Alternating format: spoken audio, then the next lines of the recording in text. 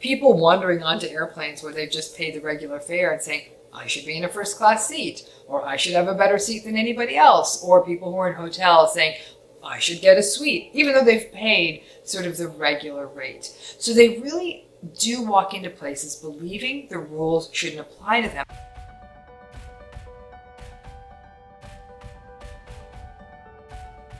This is honestly what I would consider to be the defining characteristic of narcissism. That means understanding what exactly is empathy. Empathy is the attempt or desire to understand the experience, typically the emotional experience of another person. And often then that is accompanied with a behavior to address that or to meet that empathic recognition. So for example, that might be offering a soothing word, doing something to support someone, or just helping them out. But at the core of it, it is attempting to understand the experience of another person.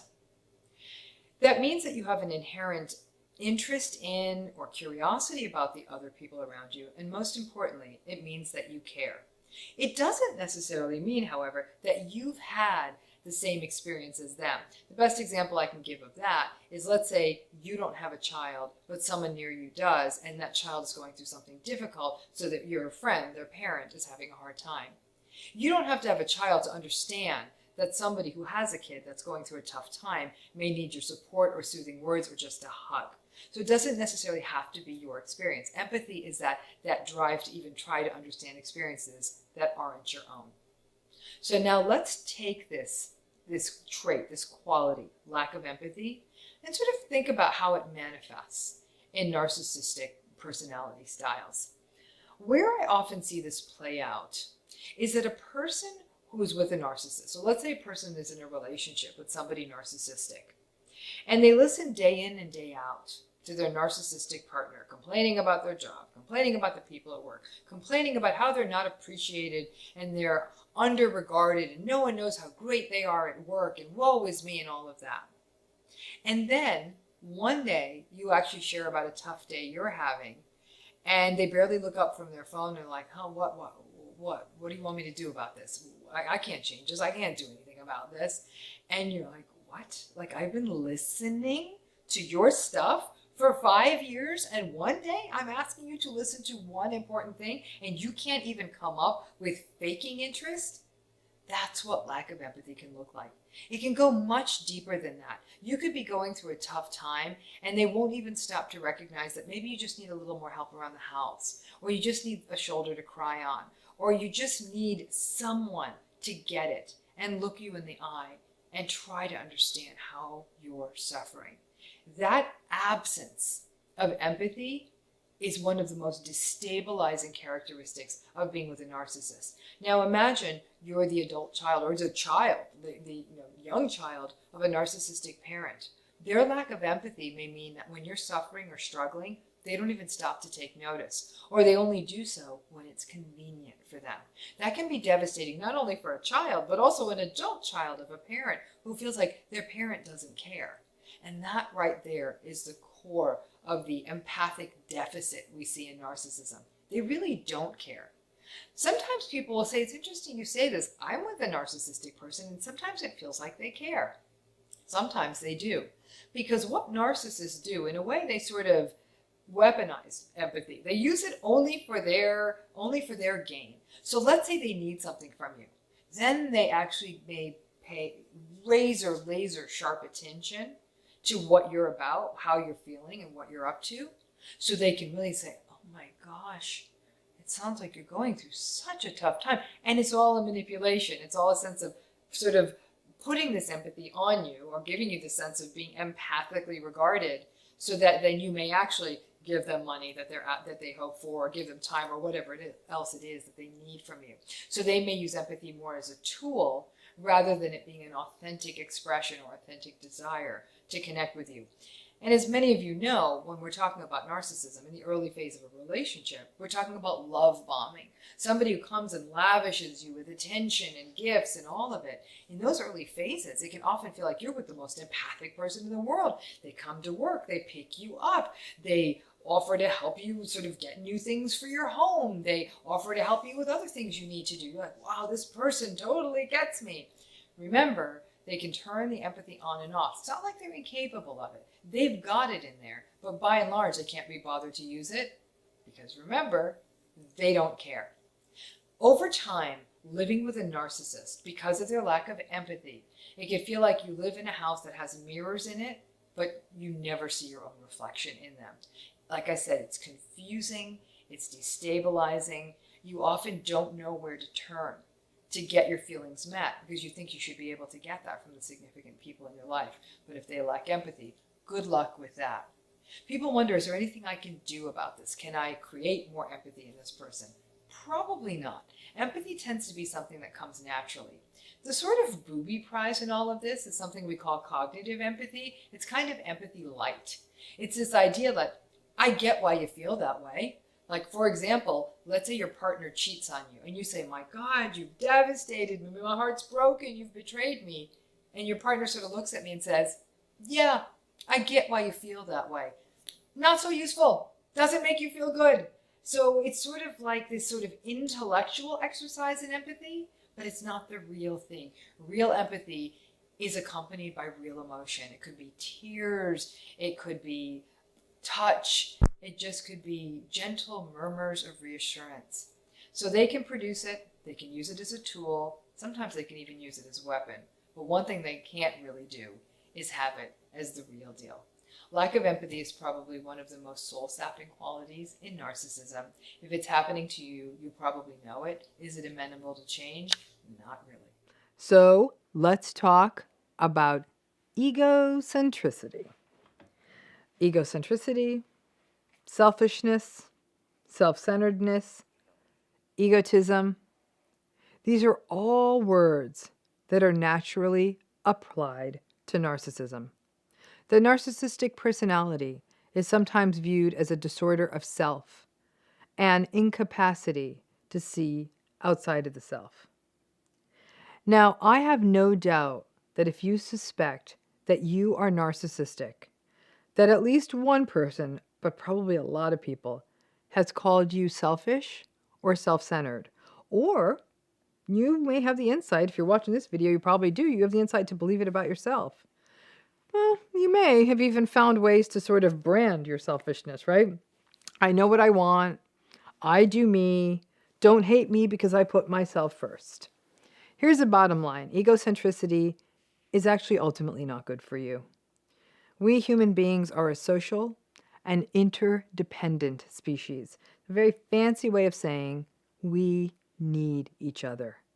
And if we need each other, then that means we need to engage in what are called pro-social and socially reciprocal behaviors. Basically give and take in order to maintain all kinds of relationships. Now, all of us are selfish at times. We may sometimes take care of our own needs first. We may make a decision that works well for us. But even a person making a selfish decision can combine that with empathy. We could be aware that, yeah, our decision's good for us, but it may be a little bit uncomfortable for somebody else.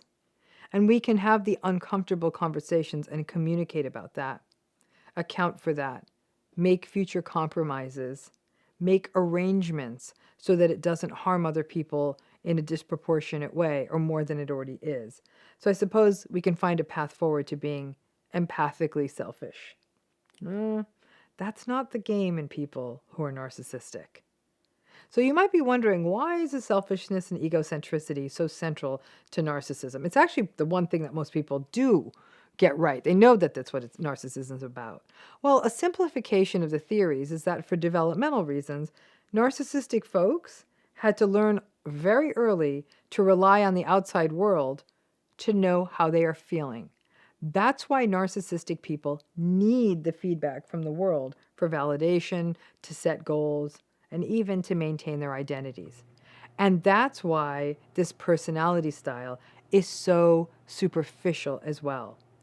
But that lack of sort of separateness from the world, that somebody needs to be validated from the world just to know they exist, that means that narcissistic people have trouble sort of understanding where they end and other people begin.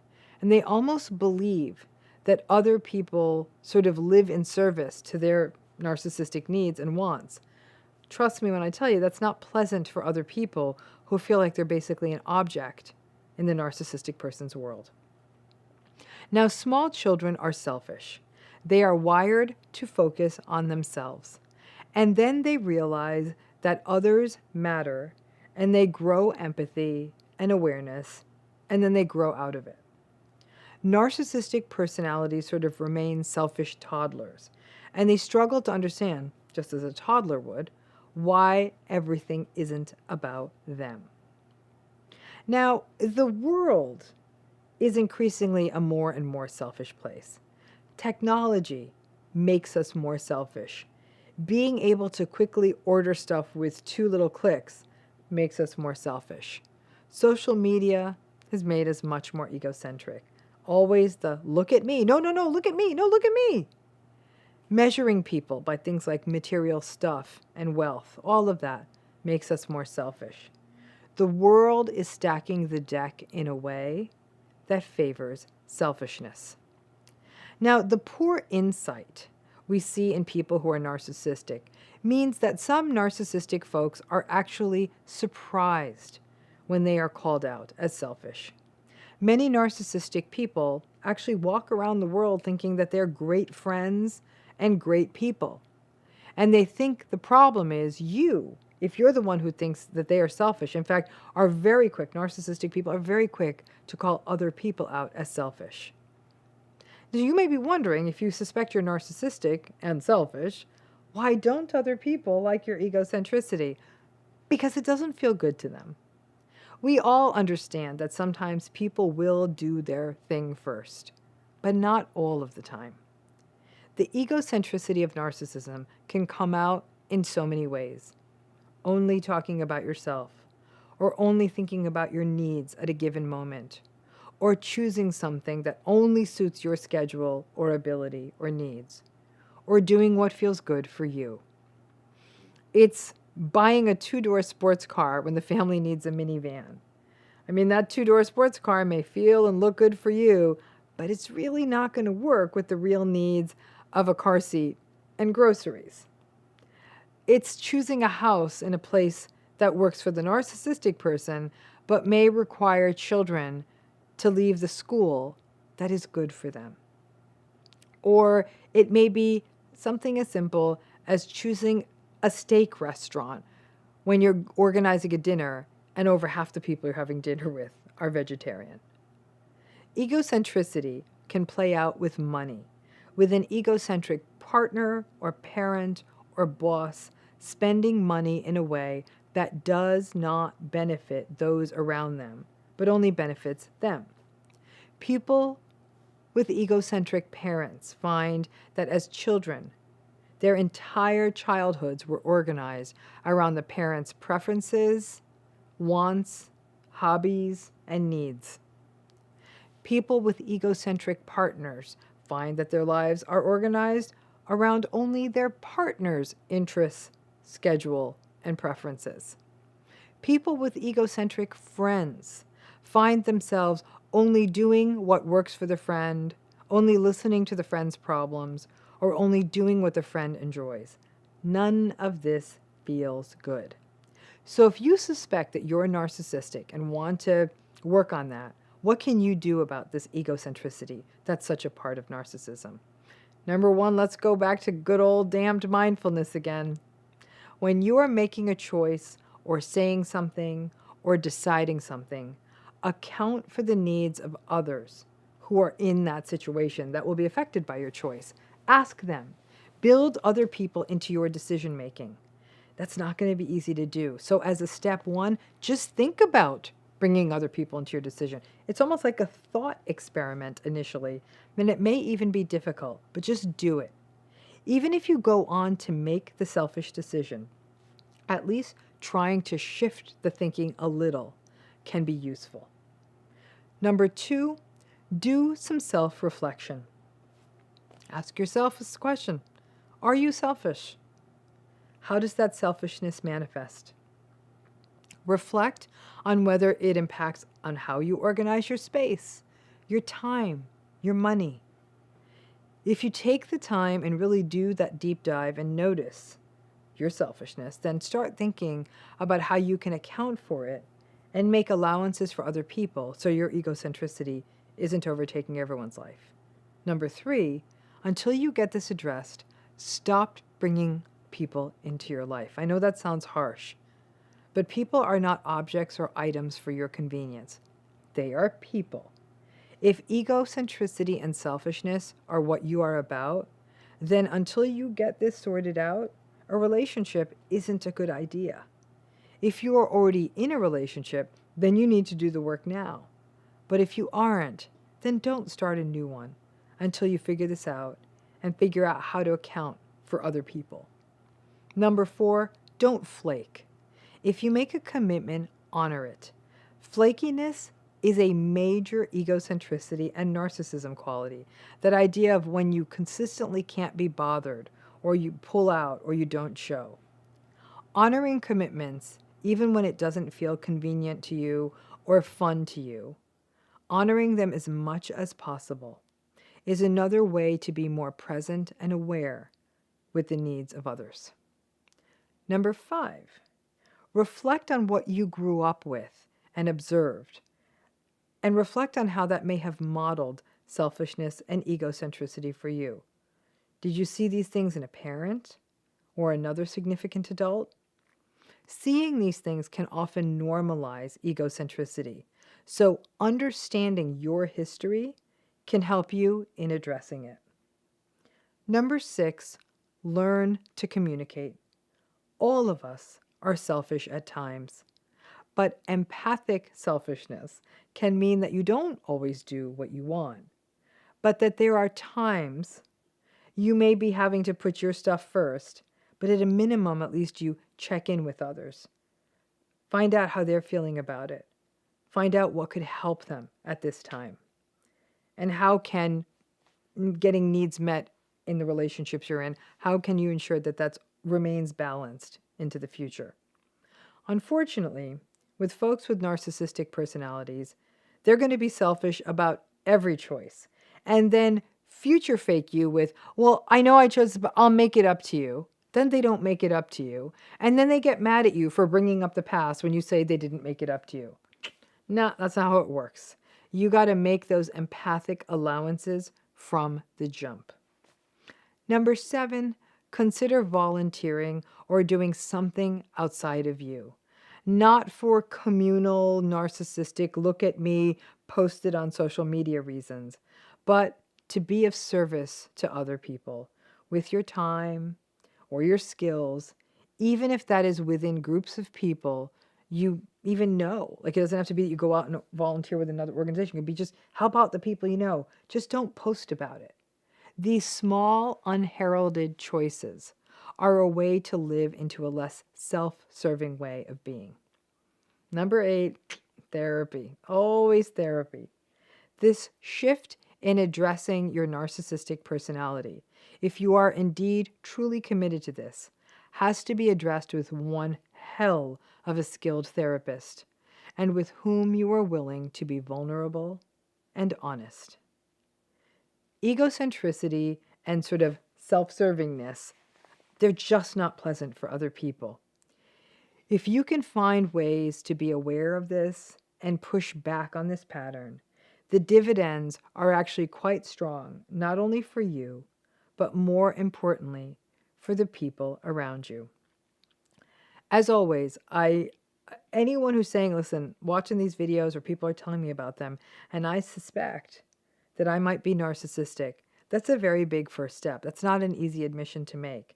If you really think these are your patterns, I'm hoping this series is helping you understand the patterns underlying narcissism, really thinking about whether they apply to you, and then seeing if you can start making these small steps, small moves, to try to push back on the narcissistic patterns in you, to not only help yourself, but also go a long way to helping and supporting the people around you. Hey, everyone, you know what? Nobody does it better than me. Like, yeah, I made my sales quota by the second day of the month.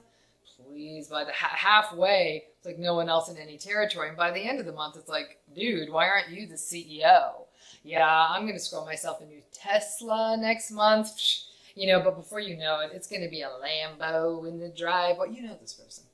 I mean, by the time they finish talking, you're like, please, waiter, drink. It can be atrocious to listen to. But not all grandiosity is that sort of circus-like kind of performance art grandiosity where the person's raging on and on about how great they are. There can be quieter levels of grandiosity, but by and large, the takeaway is, look how great I am. Sometimes grandiosity can actually sound a bit disturbing, like, you know, hey everyone, I am going to quit my job and I am going to start a such and such company, whatever. I'm going to start a new pineapple juice company. I know nothing about pineapple juice, but I know a lot about a lot, and I love drinking pineapple juice. So why wouldn't I be able to start a pineapple juice company? Okay. So grandiosity is this idea that a person is somehow larger than life and can make ridiculously large goals come true. They often brag about their achievements way out of proportion with what's reality. An interesting thing about grandiosity is most narcissists have some form of grandiosity.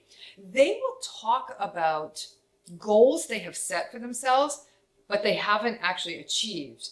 But because the goal is so grandiose, like, yeah, well, I'm a freshman in college, but I'm already preparing to get my MD, my PhD, and my JD.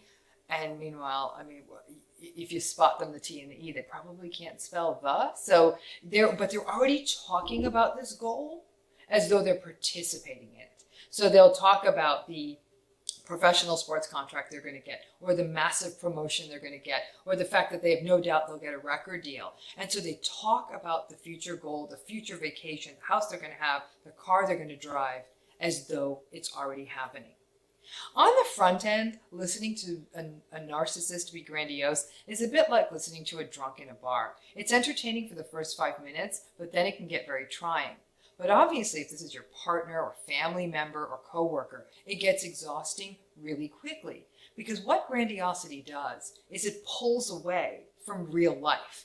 Like when you're trying to pay real bills and do real housework and do a real job, and somebody's yammering on about these unreachable goals or wasting time or even wasting the family's money in doing this, or just won't shut up about the things that are going on in their life and keep talking about them in this really pumped up way, it can get exhausting. And it doesn't just require that this person be doing something really grandiose and exciting, like that they're a movie star or a business leader. They could be doing a whole heck of a lot of nothing and be quite grandiose. There's also an interesting kind of form of covert grandiosity we see in people, particularly when we see covert narcissists. We've talked about covert or vulnerable narcissists before on my YouTube channel. And it's this idea of these people who are sort of more like a sullen, resentful narcissism. Their grandiosity also tends to be sullen and resentful. So instead of saying, it's not like, look how great I am in a cheerful way, it's like, ugh, the world never noticed how smart I was. I guess I was just born 20 years too soon. Because had I been born later on, or had I been born earlier, I'd be running this place. You know, I guess the world just isn't ready for my kind of genius. I can deal with that. And then they retreat to the confines of their mother's basement after making that statement. It's very much that sense that the world let them go by in their greatness and didn't notice it. So this could also be the person who never quite got the recording deal or who never got the professional sports contract, but they still reflect on their glory days as a high school athlete. So again, grandiosity is somebody who almost doesn't live in the real world. And should I stay or should I go? I actually talked about it as the idea that a 6-year-old boy tying a towel around his neck and running around and saying he's Superman is really sweet and it's developmentally appropriate. A 36-year-old man tying a towel around his neck and running around and saying he's Superman is very sad. And grandiosity is a defense. It's a way a child in some ways protects himself from the world and the idea that they're not actually Superman. And they grow into the realization, oh, I'm not Superman and that's okay.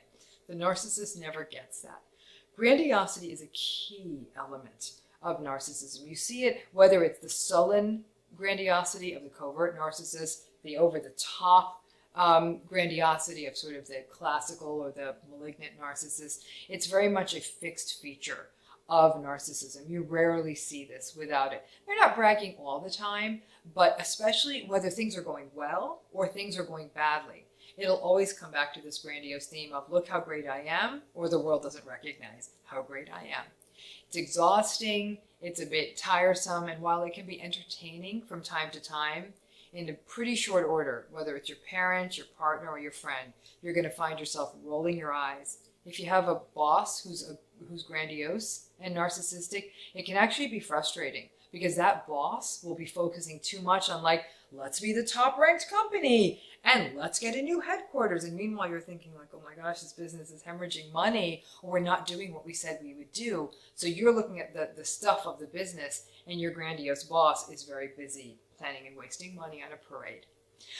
So grandiosity takes a toll on all of us. Even when it's entertaining, step away gently because it never ends well. Entitlement is the expectation that one is entitled to some form of special treatment or special benefit just because they're them. They feel like they shouldn't have to wait in lines. They shouldn't have to pay the same amount. They shouldn't be told no. They shouldn't have to go through all the headaches the rest of us have to go through in regular life. They believe the rules are for other people and that they do not need to follow them if they don't want to. Entitlement is one of those sort of key pillars, if you will, of narcissism. It's one of its defining characteristics. I don't think I've ever met or worked with a narcissist who's not entitled. They expect that, for example, they could stroll late into a doctor's office half an hour late, and that they shouldn't have to wait and be seen right on time.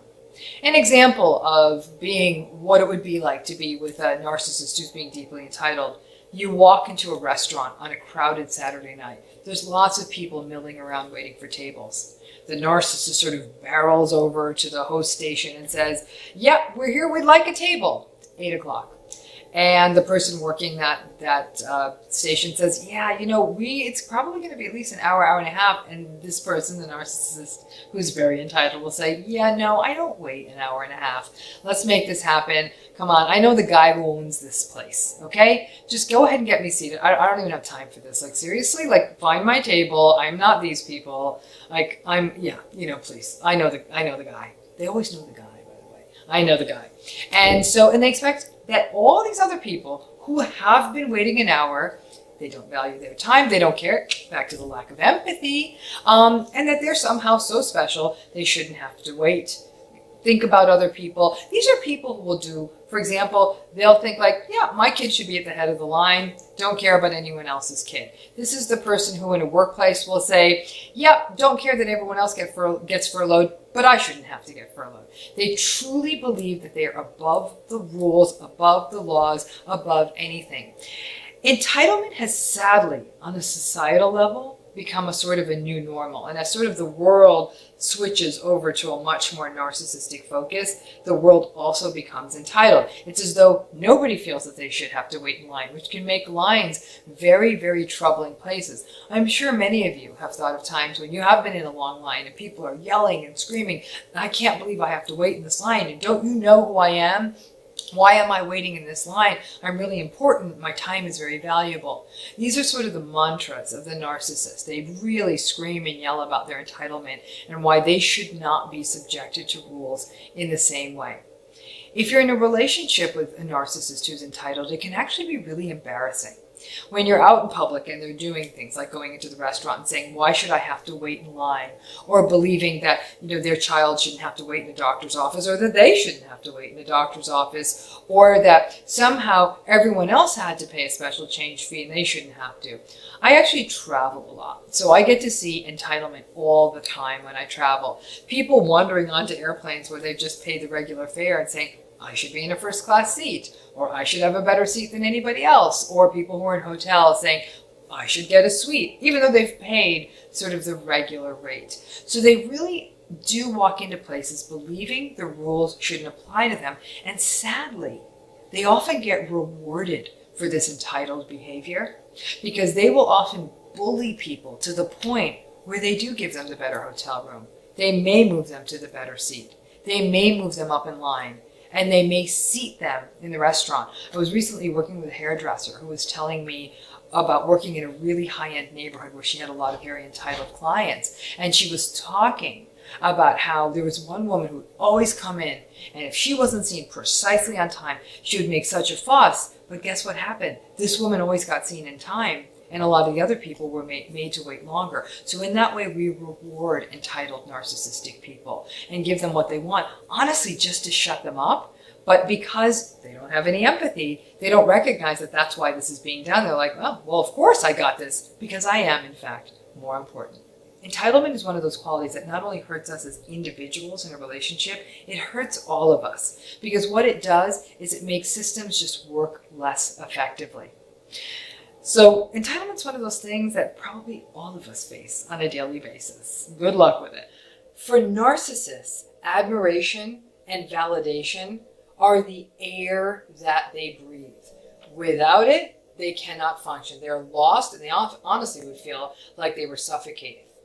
In many ways, social media, when it came along, became the mothership of all narcissists. Because now, for the first time, they could just sit home from the comfort of their home, post edited photographs and bizarre things that they want to say, and just sit back and wait for followers and likes. It changed the admiration-seeking game and the validation-seeking game to a whole new level.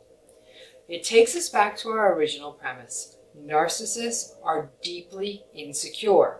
And because of that, in some ways, it's almost like they don't have a fully formed sense of self. So they count on the world to provide that. It's almost like they're like a sculpture that's not fully made, so they need other people to keep putting the clay on it so it turns into something. So they really do look to the world for that. And in that way, that's part of why narcissists are often so frustrated and so rageful. Because without it, they almost feel edgy, like a junkie waiting for a fix. They need people to tell them, you're great, you're attractive, you're smart, I love you, can't get enough of you, and on and on and on. In the absence of validation, in the absence of admiration, they can often feel quite empty. And emptiness is never a good state for a person to be in. In fact, that's often when people start getting into trouble. That emptiness can often be filled with things like drugs and alcohol, food, spending, sex, lots of things that aren't good for you. And it's often why narcissists often seem to have really unregulated appetites. Feeling empty? Go out and buy a $10,000 bag. Feeling like no one is validating you? Go out and do cocaine. So the two things often tend to go together and can really be a setup for narcissists to get themselves into even more trouble, including addiction. So when we look at this sort of core conflict of the validation and admiration seeking, let's think about what it does to anyone who's with them. So let's just start with sort of an intimate relationship. When we're in an intimate relationship with someone, certainly in the early months and maybe even the early year or two, we do admire and validate them a lot. My God, you're so attractive. I'm so lucky. They'll often say slightly more intense things that should be red flags for you, like, this is the greatest love story ever and no one is ever going to love you like I do. So it's all very big. It's all very admiration-seeking. And both of you are telling the other one how wonderful the other one is. You can only keep that up for so long. At some point, things like the dishwasher needing to be emptied and the laundry needing to be done and bills needing to be paid are going to supplant the need to say, you're so great all the time. And you're going to start thinking like, well, aren't we in a rhythm? Like, I think we've established we're great, we're in a committed relationship, but it's never enough for them. And if you don't compliment them the way they want, so think of it this way. I remember someone once saying how she was sharing how she was having a particularly rough week. They had kids and busy life and didn't quite have enough money. And her partner had had some sort of achievement at work. And she did not congratulate him the right way. She's like, oh, that's great. And then she's like, could you hand me that stuff? I need to finish making the salad. He's like, and he threw the stuff on the ground. What? Do you know how important this is? I can't believe you didn't tell me how great I am. Like, this is such a big deal. You're so ungrateful. And then he kind of went off on his, sort of rant of rage. But basically, she validated him a little, but not enough. Admiration and validation seeking is also why narcissists tend to be prone to having extramarital affairs or to cheating or being unfaithful. Your validation at some point is not going to be enough. That takes us to a topic called narcissistic supply. For narcissists, other people are almost like cargo ships, bringing validation into the harbor.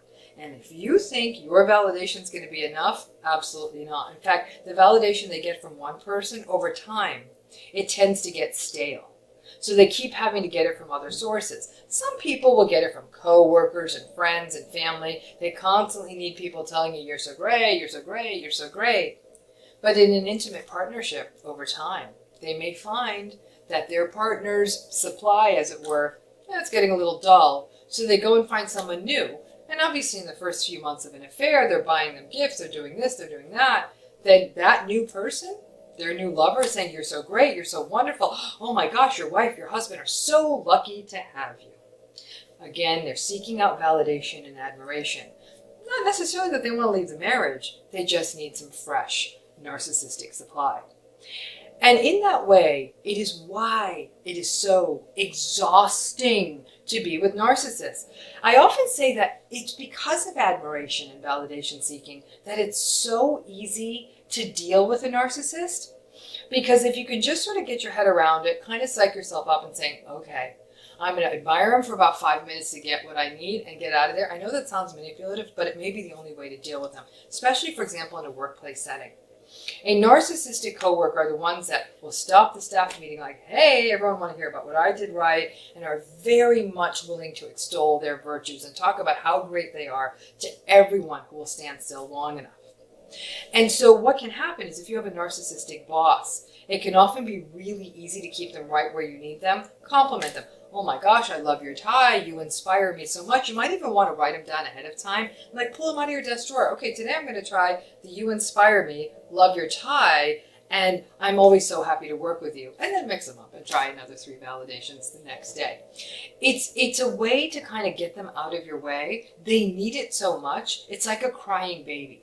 Once you feed them some admiration and validation, you will have appeased them long enough to move them out of your way so you can go do what you need to do.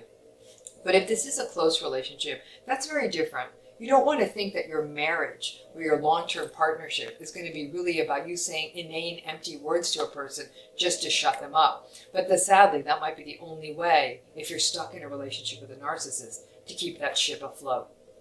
If you had a narcissistic parent, you may have found yourself remembering that, gosh, as a kid, I often did have to tell mom how attractive she was, or how great her cooking was, or tell dad how great he was. Like, you might even remember childhood dinners where a lot of the time was really praising dad and sort of giving great gratitude to dad for everything he does, but it was very one-sided. It wasn't like everyone was sort of sharing their positive regard for everyone else. That dynamic can persist into adulthood, and it can get really exhausting to be dragging all that narcissistic supply to the front door every time you go to visit your parents. This can happen with friends, this can happen with siblings, but when you feel that all they need is admiration and validation, it can be really, really tiresome. Remember, you can learn a lot of these red flags by watching a person on social media. But people who really appear to be out there, like put more and more edited images, more and more outrageous images, maybe even more and more risque or ridiculous, or sort of sort of confrontation-inducing images or words just to get people to engage with them or tell them, you look so pretty, you look so nice. And it can get a little bit much after a while. You're thinking like, how many times does my 35-year-old friend need to post a picture of herself in a bikini or on vacation? I know a lot of people say, no, they're just influencers. I don't know that they're influencers. I do think that they probably are just simply chronic validation seekers, and they're trying to turn it into a job title. So it's very much an exhausting element of the dynamics of narcissism to be with someone who's chronically admiration and validation seeking. The best analogy I could really end up on is if you've ever been scuba diving or watched someone in a movie or something like that scuba diving, you see they have a tank on their back and an air hose that goes to their mouth. They're under the water. It's their only source of air. For a narcissist, if there isn't admiration and validation, it's like someone turns off that, or kinks that hose, or turns off that air supply so they can't have any more. If you were a scuba diver and your air supply got cut off, you would panic. And that's exactly how a narcissist feels when their validation stops. And you'll see it when they're in the middle of a crowd and all the attention isn't on them. It can be a little bit uncomfortable. They may be willing to give up the stage for a little while, but you can start seeing that discomfort sneak in. And if you're in a relationship with a narcissist and it happens to be your big night, don't be surprised if your narcissist halfway through the evening says, you know what, I have a headache. I'm not feeling really well. I might need to go home. I'll catch up with you there. And I'm sure many of you can reflect on times when it was your night and the narcissist in your life, whether it was your partner, a parent, a friend, or a sister, kind of said, I don't think I want to stay any longer, not feeling well. You have a good time. It was simply their inability to tolerate watching you get admiration and validation, which is in fact the air that they breathe. One of the harder dynamics for people to get their head around about narcissistic people is how much they really do view other people, really in essence as objects or as conveniences, which means that when that object of convenience is not behaving the way you want it to, it becomes an inconvenience. But it goes a step beyond that, because when they take advantage of other people, it's really that they determine something that this person can bring to them.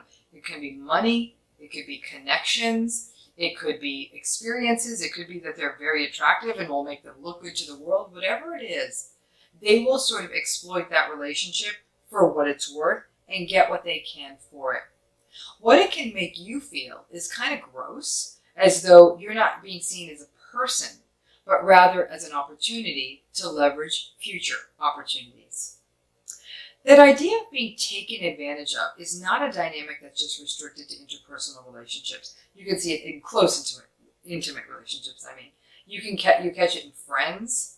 You can catch it in the workplace. You can even catch it in family experiences, where you'll see that one family member, let's say one family member succeeds, that a narcissistic member of that family will attempt to take advantage of that person's sort of standing, experience, whatever, for their own advantage. In the most extreme of this, we'll sometimes see this when a family member maybe makes it big, becomes rich or famous or something like that, and another family member didn't fare as well, and that other family member is narcissistic.